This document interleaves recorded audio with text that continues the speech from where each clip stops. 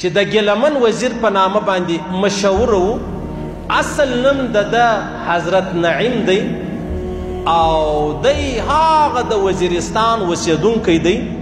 ډېر زورور انقلابي شاعر و. هغه سعید شنواری وایي ډېر خوږژبی ورژبی شاعر و. ډېر خوږژبی او ورژبی شاعر ولو. اشعار ورونه لګول ورونه.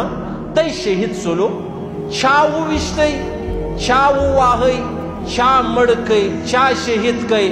دا ټولې پټې خبرې دي. دا به د قیامت په ورځ باندې د حشرګاه پر میدان ما تم الله را ښکاره کي و تا تم الله در ښکاره کي و دته به هم الله ور ښکاره کي. ځانو منم چې ګیلمن به سختې خبرې کولې. منم چې ګیلمن به ډېر سخت الفاظ استعمالول.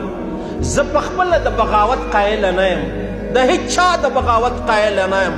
نه ځان باغې کوم، نه جهان ته د بغاوت اعلان چې دی هغه کوم. نه خپل بغاوت منم، نه د بل بغاوت منم. دا زما رایه ده، دا زما فکر دی. هر سړی پر خپله رایه فکر روان دی. جمهوري دنیا ده، د جمهوریت دنیا ده. خو زه به تی ته یو ډېر ضروري توری ووایم. زما او ستا په دې وطن کې و ګناهګاره ته سزا تر هغه 100 چنده زیاته میلاویږي چې زه یا ته په دې وطن کې ګناه وکړو او د دې ګناه سزا که بیا ما ورکوله، که تا راکوله، که سرکار راکوله، که عدالت راکوله، دا به 100 ګونه زیاته راکوي. او دا ډېر غمزده داستان دی چې دا زما او ستا په وطن کې دا خبره ولې و دې ځای ته ورسېدله. زه منم چې دا ګیلمن به سختې خبرې کولې. زه منم چې ګیلمن به ډېره سخته لهجه استعمالوله. خو د مرګ وړ نه و، د مرګ وړ نه و. هېڅوک دا حق نه لري چې له ما دا زما خوله چې د هغه قابو کې، له ما دا خپلې خبرې چې دي هغه واخلې. شرط دا دی پکې چې زه به بغاوت نه کوم.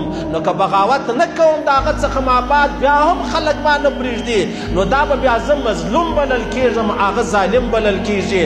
دا به ګیلمن مظلوم بلل کېږي او چې چا وژلی دی هغه به بیا ظالم بلل کېږي. عزیزم ګیلمن وایي زما پر لاش به ډېر څه وایي، زما پر لاش به ډېر ویر وي چې توبې به وباسې.